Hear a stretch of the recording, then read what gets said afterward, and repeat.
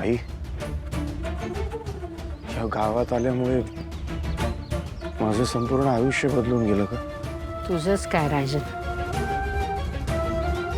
अख्ख्या महाजन कुटुंबाचंच आयुष्य बदलून गेलं।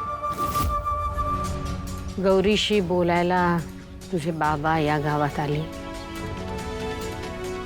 आणि इथून परत येतानाच त्यांचा अपघात झाला।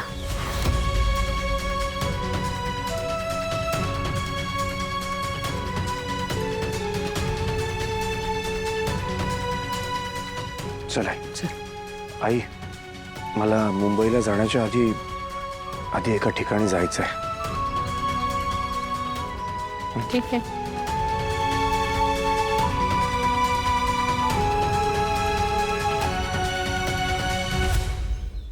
यासनी बघितलंय का तुम्ही तिथं? नीट बघा की। पुढे विचारते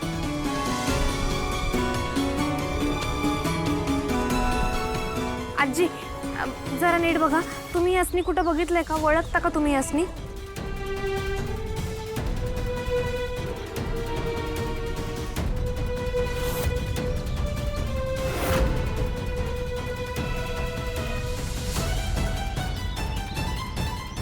ही पोरगी आता तरी सुखात आहे का? तुम्ही ओळखता यासनी? तुम्हाला माहित आहे ही कोण आहे? हा, ओळखते। काय ग? काय बघते? अहो, ओळखलत नाही हिला?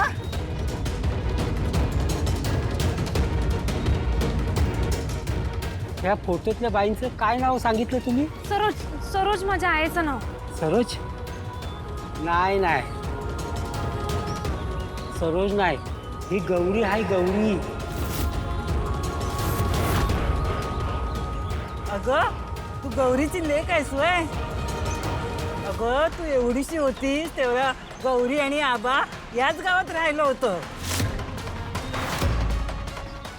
काय म्हणलं साहेब? गौरी? हो, गौरीच, हेच होतं तिचं नाव। आबांची लेक गौरी। माझी आईचं नाव सरोज नव्हतंच। आजोबा, तुम्हाला पूर्ण खात्री आहे ना? हवं तर परत फोटो बघा एकदा। नक्की म्हणजे खात्रीच की। अहो, आबा माझे खास मित्र आणि गौरी माझ्या डोळ्यासमोरच लहानाची मोठी झाली नव। अगं, तिचं बाळणपण मिस केलंय।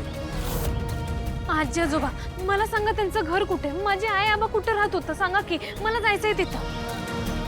त्यांचं घर इथून सरळ जायचं, तिथं मोठं वडाचं झाड लागेल। डाव्या साईडला वळलं की त्याच लाईन मध्ये शेवटचं घर म्हणजे ते आबांचं घर बघा।